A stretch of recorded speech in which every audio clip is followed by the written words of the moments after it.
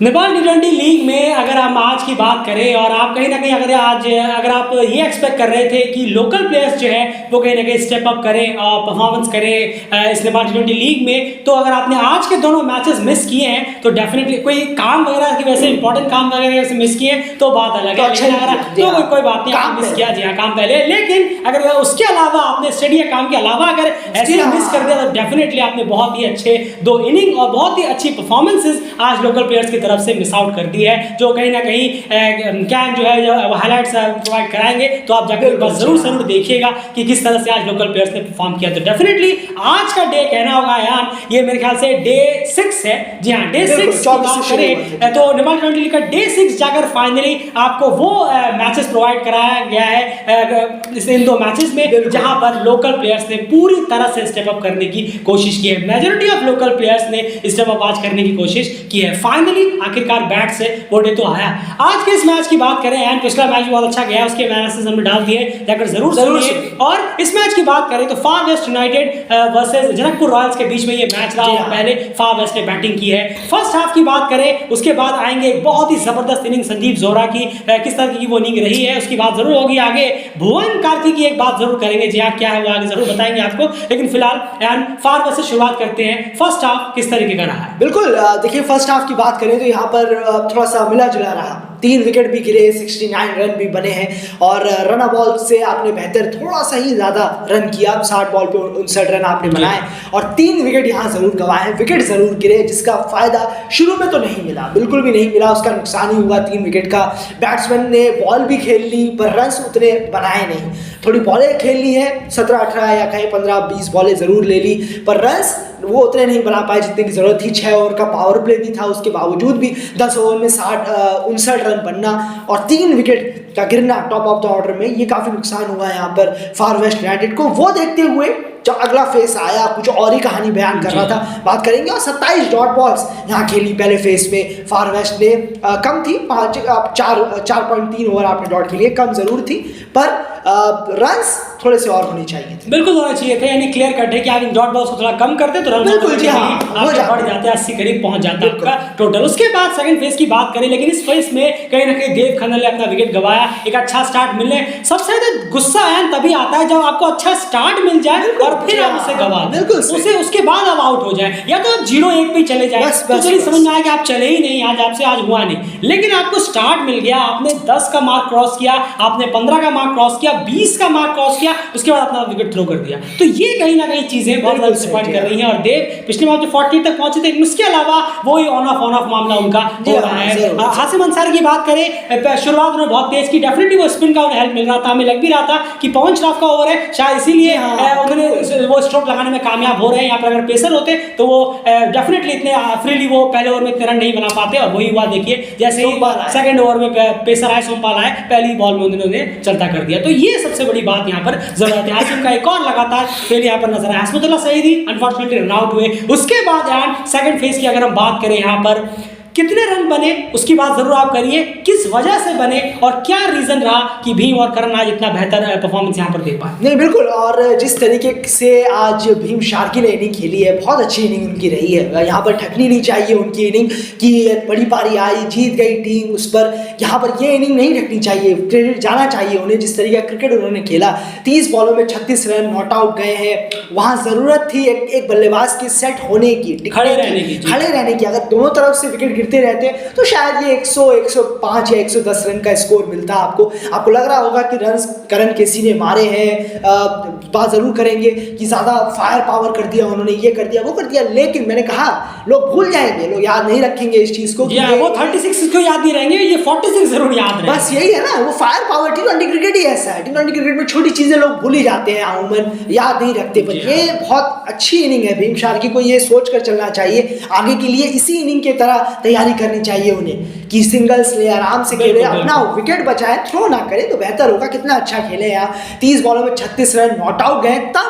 तब जब ये आप एक तरफ से विकेट लगातार गिर रहे थे। देखिए आप विनोद भंडारी भी आउट हुए उसी बीच में, उमेर अली आउट हो गए, हरिशंकर साह लगातार अपने फ्लॉप का रिकॉर्ड बनाए जा रहे हैं। बताइए, तो इस बीच में अगर वो भी आउट हो जाते तो वो कल्प्रिट जरूर होते कि आपने इतनी बॉलें रोक ली, क्या आपने कर लिया, क्या किया आपने। आप तो नॉट आउट भी नहीं गए, टीम का स्कोर भी रेस्पेक्टिव नहीं पहुंचा पाए। बहुत अच्छी इनिंग रही आज, 1 चौका 2 छक्के भी उन्होंने लगाए।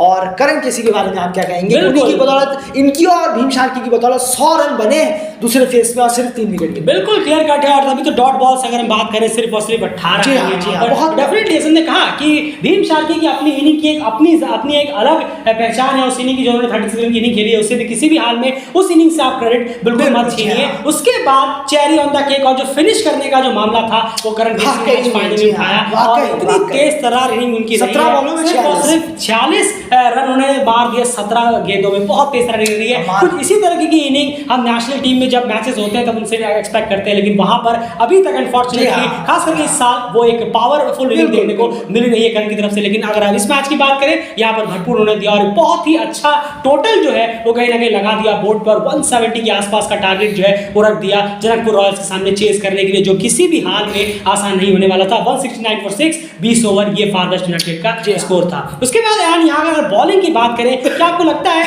कि बॉलिंग में बेहतर काम हुआ है? क्योंकि लगता तो है क्योंकि फर्स्ट हाफ में अच्छी कराई, सेकंड हाफ में आपको देना होगा कि करण की इनिंग एक्स्ट्राऑर्डिनरी रही। बिल्कुल, और बॉलिंग भी स्लॉपी जरूर हुई है। आप अदर बॉलर से कोई सपोर्ट नहीं है, सिर्फ इस टीम में ललित राजवंशी परफॉर्म कर रहे हैं। सोमपाल कामी का भी उस तरीके से परफॉर्म नहीं हो रहा, विकेट्स वो नहीं निकाल पा रहे हैं। यहाँ पर अब एक प्रेशर वो नहीं बना पा रहे। 3 ओवर में 29 रन दिए हैं उन्होंने, आज एक ही विकेट निकाला है। तो यहाँ पर बॉलिंग उनसे भी कोई ऊपर से ये भी देखना है कि सोमपाल अपने साथ एक बड़ा लंबा चौड़ा क्रिकेटिंग करियर और एक्सपीरियंस भी लेकर आया है। यही बोलने वाला था, ये परफॉर्मेंस इस टीम चल रही है उनकी बिल्कुल भी बिल्कुल एग्जैक्टली आपने सही कहा। ललित राजवंशी फिर से 2 विकेट लेके गए, 25 रन उन्होंने दिए, बहुत अच्छा कर रहे हैं वो।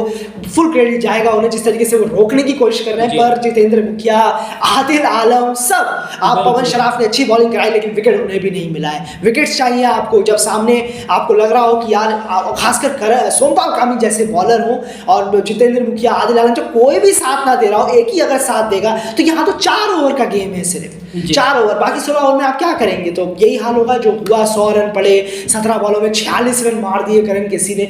इतनी स्लॉपी बॉलिंग, लाइन नहीं, लेंथ नहीं, तो यही हाल होगा। बिल्कुल। उसके बाद चले अगर चेस की तरफ, तो फाइनली कहीं ना कहीं अब बात आती है यहाँ पर जनकपुर रॉयल्स की इस चेस की। आपको बता दें सुबह ही हमने एक आपसे कहा था कि 8 विकेट से जीतने वाली पहली टीम बनती है यहाँ पर विराटनगर सुपर किंग्स। चलिए अब दूसरी टीम भी हो गई है जनकपुर रॉयल्स, जो कि 8 विकेट से जीतने वाली दूसरी टीम भी यहाँ पर बन गई है।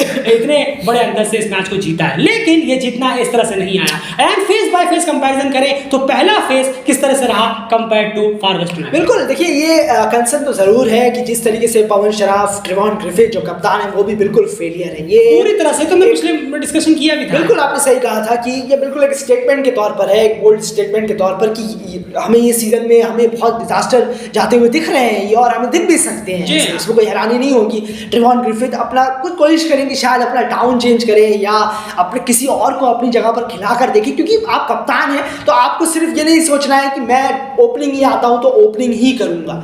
आपको थोड़ा सा चेंज होना होगा। आपको अगर दिक्कत हो रही है तो थोड़ा सा अपने आप को, आपकी वजह से अगर टीम स्ट्रगल कर रही है, सॉरी, पर फिर आपको चेंज होना पड़ेगा। आप एक लीडर हैं, लीडर को थोड़ा अलग, थोड़ा सा सेक्रीफाइस भी वे रखना पड़ता है, अप्रोच रखना पड़ता है लीडर को, अगर एक बड़ा लीडर बनना है तो जरूर है कि आप थोड़ा कोशिश करिए। पवन शराफ आप भी अपना गेम उठाइए, तो बिल्कुल ही खराब आप दूसरों को देखिए, अपने टीममेट्स को, कहाँ उनका गेम है। 80 रन बने पहले फेस में और 2 विकेट गिरे, रन फिर भी बना दिए 2 विकेट गिरने के बाद। तो काबिलियत सोचिए इन 2 प्लेयरों। बिल्कुल है, क्योंकि फर्स्ट हाफ में पूरी तरह से हरा दिया फार वेस्ट यूनाइटेड को, जहां पर वो 69 रन पर 3 विकेट खो चुके थे। इन्होंने बनाए 80 रन पर सिर्फ 2 विकेट खोए और वो 2 ही विकेट रह गए लास्ट तक। अब सेकंड फेज की बात करते हैं और स्पेसिफिकली एंड चैडविक बॉल्टन और संदीप जोरा की जो इनिंग रही है इसके बारे में आप क्या कहेंगे? चैडविक बॉल्टन से एक्सपेक्टेशंस बहुत थी, और संदीप जोरा की अगर हम बात करें, खास करके इस इनिंग की अगर मैं बात करूं तो ये मेरे ख्याल से तीसरी बार है कि उन्होंने 30+ का स्कोर, बार तो 50 मार दी, लेकिन तीसरी बार है जब उन्होंने मिनिमम 30 220+ का स्कोर क्रॉस किया है। उनके शॉट्स जो हैं रहे हैं इस मैच में कितने क्लीन रहे हैं, कितने कंप्लीट रहे हैं, ये हमने जिस इनिंग देखी है वो शानदार रहे हैं, बहुत ही कंप्लीट। और जो राशिद खान पे जो उन्होंने पहली बॉल पे जो लॉन्ग ऑन पे छक्का लगाया था वो इस मैच का, बल्कि इस पूरे डे का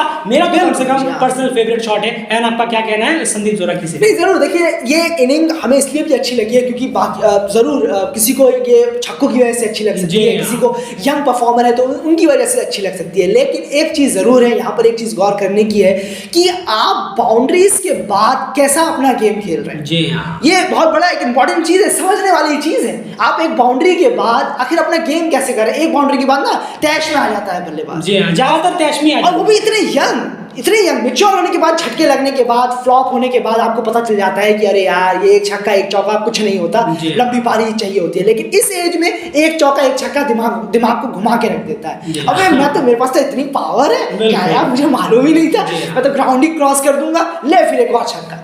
ये एग्जैक्टली ये माइंडसेट रहता है।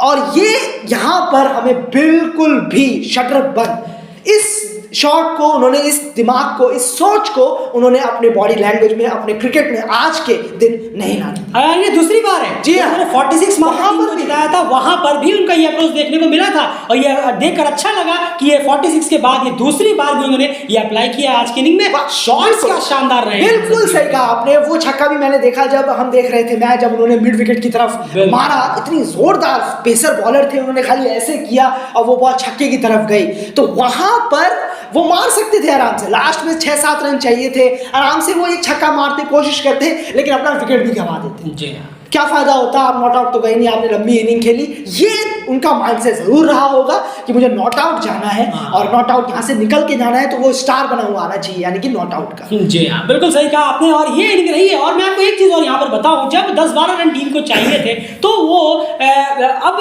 देखिए मेंटलिटी ऐसी हो गई कि ज्यादातर लोकल प्लेयर्स को देख के हमें ये लगता है कि अरे 12-15 रन बचे हैं, ये सब छक्के के लिए जाएंगे, जाते भी हैं और जाते भी हैं, हमें डिसअपॉइंट भी नहीं करते, वो जाते ही छक्के के लिए। लेकिन संदीप जोरा ने लास्ट में सिंगल्स लिए, डबल्स लिए। आप सोचिए 18 बॉलों में 12 चाहिए, 24 बॉलों में 15-20 रन चाहिए, यानी क्लियर है कि जल्द से मैच खत्म करो, निकलो। लेकिन नहीं, उन्होंने वहां पर भी सिंगल्स लिया, डबल लिया, प्रेशर बनाया बॉलरों पे, फील्डर्स पे, वो गलतियां करे, उन्होंने सिंगल डबल ले लेकर आखिरकार।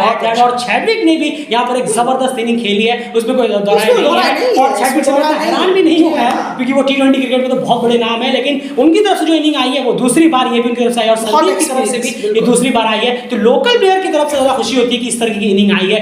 और सिर्फ ये नहीं कि उन्होंने 77 मारे हैं, जैसा मैंने आपको बताया, आपको शायद उनके छक्के चौकों की वजह से पसंद आई होगी इनिंग, लेकिन दिल्ली क्रिकेट को ये सब चीजें पसंद नहीं आई। उनको हमें सिर्फ ये देखना था कि ये अपनी इनिंग को वेस्ट तो नहीं कर दे रहे। 30 मारकर अरे मेरी जिम्मेदारी तो हो गई, 50 मार के मैं तो 30 में आ गया, चलो मैं निकल, बिल्कुल सही जी। ये कि जो दिमाग का जो मेंटेलिटी है ये बहुत सारे प्लेयरों के अंदर भरा हुआ होता है, इसको निकालने की जरूरत है। कम से कम संदीप ने एग्जांपल सेट किया और जो पोस्ट मैच प्रेजेंटेशन में बात कही है वो भी बहुत अच्छी लगी। बिल्कुल, उन्होंने कहा भी कि जिस तरीके से मेरे साथ जो एक्सपीरियंस थे, जो उन्होंने जो मेरी हेल्प की है वो मेरे काम आई है यहाँ पर कहीं ना कहीं। बिल्कुल ऐसा पार्टनर, जब आपके पास एक एक्सपीरियंस पार्टनर हो तो ये चीजें जरूर है। अच्छी बात है, आपके सामने चैडविक बॉल्टन खेल रहे थे, कल को हो सकता है आपके सामने सिकंदर रजा खेल रहे हो, आप उनके सामने बैटिंग कर रहे हो, तो लेकिन उसका फायदा आपकी बैटिंग में भी दिखना चाहिए, जो बहुत कम प्लेयरों के में दिख रहा है लोकल प्लेयर्स में। अभी तक बस जी हाँ, एक आदमी देखने को मिला है। हर बॉल पर नहीं मारना है, ऐसे गेम खेलना है जैसा आज आपने करके दिखाया, शानदार गेम खेला। बहुत ही अच्छी इनिंग संदीप, बहुत ही ज्यादा इंप्रेसिव इनिंग रही है। अगर अगले मैच में आप 0 पे भी आउट होते हैं ना तो भी हमें उम्मीद रहेगी कि नहीं, ये वो प्लेयर है जो कहीं ना कहीं सिचुएशन के हिसाब से खेलते हैं और सिर्फ तैश में आकर छक्का मारने नहीं चले जाते, सिचुएशन के हिसाब से सिंगल्स भी लेते हैं, डबल्स भी लेते हैं और सिंगल को डबल भी करना आता है। और ये नहीं कि 20 पे 10 रन चाहिए तो छक्का मार के जल्दी खत्म करके घर जाएं, ये मेंटलिटी भी इन प्लेयर की नहीं है। बहुत अच्छी इनिंग आपकी रही है। एंड बॉलिंग की तरफ चलते हैं एट द एंड लास्ट में। अब बॉलिंग डिपार्टमेंट में कुछ करने के लिए है नहीं। करण केसी ने बहुत बेहतरीन कोशिश की, अपने शुरू के 2 ओवर में ही फर्स्ट स्पेल में उन्होंने 8 रन देकर 2 विकेट निकाल दिए थे, बहुत अच्छा उनका स्पेल रहा था। लेकिन बाकी प्लेयर्स का क्या, और भुवन की अगर मैं बात करूं, भुवन कार्की ने आज कहीं ना कहीं कृणाल पांड्या की याद दिला दी। भुवन प्रकार की फील्डिंग है, फील्डर से आप कुछ ज्यादा ही गुस्सा हो रहे थे बजाय अपने में ध्यान देने के कि मैं किस तरह की लेंथ वाली बॉल डाल रहा हूँ। आपकी खुद की जो बॉलिंग है वो बहुत ही पुअर रही थी, लेंथ बहुत ही पुअर रहा और आप फील्डर्स पे ज्यादा कहीं ना कहीं फ्रस्ट्रेशन निकाल रहे थे कि आप डबल कर दे रहे हैं, कैच छोड़ दे रहे कर दे रहे। आपको अपनी बॉलिंग पे भी ध्यान देना चाहिए था यार। बिल्कुल सही कहा आपने, अपनी बॉलिंग पे हरिशंकर हो, उमेर हो, आज तो उमेर की भी बॉलिंग बहुत खराब हुई है, राशिद खान ने भी बहुत खराब बॉलिंग कराई, हशमतुल्लाह ने भी इतनी बेटर बॉलिंग हुई नहीं, किसी से भी नहीं, और बहुत आउटस्टैंडिंग बैटिंग डिस्प्ले है। क्रेडिट एंड बैटिंग को देना, बैटिंग डिस्प्ले को जाना होगा, क्योंकि अगर वो फालतू का मारने के लिए जाते तो यहाँ पर हम आराम से 5-6-7 विकेट देख चुके, शायद हार भी जाते। बिल्कुल सही कहा आपने, लेकिन सिंगल डबल आराम से खेलेंगे, लास्ट तक जाएंगे, ये माइंडसेट और मेंटलिटी थी। तो आप अगर ये माइंडसेट बल्लेबाजों की हो गई तो बड़ा मुश्किल होता है बॉलर के लिए तोड़ पाना इस माइंडसेट को, कि यार बॉलर बैट्समैन को मैं लालच दिलाऊं और वो फंस जाए। अगर ये माइंडसेट है तो मैं मारूंगा ही नहीं, एक लगा बस अब शांत हो जाऊंगा, अगर ये माइंडसेट है तो, वरना नहीं है तो आप बड़ा मुश्किल, आसान होगा बॉलर्स के लिए बैट्समैन को फंसाना। बिल्कुल, तो कहीं ना कहीं फर्स्ट हाफ में 80 रन 2 विकेट, सेकंड हाफ में 91 रन 0 विकेट। ये कहानी बता देता है कि संदीप और चैडविक की इनिंग जो है वो किस तरीके की रही है। तो इस मैच को बहुत ही कंफर्टेबल वे में यहाँ पर 8 विकेट से जीतने में कामयाब रही है और इससे रन रेट जो है वो बहुत शानदार कहीं ना कहीं जनकपुर का और भी हो गया होगा। खैर माफ कीजिएगा जी, नेट रन रेट की बात कर रहा हूँ मैं, नहीं मैं नेट रन रेट की बात जरूर। खैर चलिए, तो ये मैच बहुत अच्छे नोट पे खत्म हुआ। जैसे हमने पहले ही कहा, अगर आपने ये आज के दोनों मैचेस मिस किए हैं और आप ये उम्मीद कर रहे थे कि लोकल प्लेयर्स चले, तो डेफिनेटली आपने बहुत कुछ मिस कर दिया है। उम्मीद है कि आपको एनालिसिस से कुछ चीजें समझ में आई होंगी और बाकी जब आप देखना चाहें तो कैन जरूर इन वीडियोस को लगातार अपने फेसबुक हैंडल्स पे हाईलाइट्स को प्रेजेंट कर रहे हैं, जाकर इसमें जरूर देखिए और कोशिश करिए कि आप मैचेस को, अपने लीग को सपोर्ट करें और यहाँ पर आकर मैचेस देखें, लोकल प्लेयर्स की परफॉर्मेंस को अप्रिशिएट जरूर करें और साथ साथ में T20 क्रिकेट का मजा भी जरूर लें। अभी में रहिए, अभी क्या चल रहा है फिलहाल उस पर जरूर रहिए, आगे जरूर देखी जाएगी। फिलहाल इस वीडियो में इतना ही। वीडियो को प्लीज लाइक जरूर करिए, अपनी राय कमेंट बॉक्स में रखिए कि आपको कैसी लगी आज लोकल प्लेयर्स की परफॉर्मेंस नेपाल T20 लीग।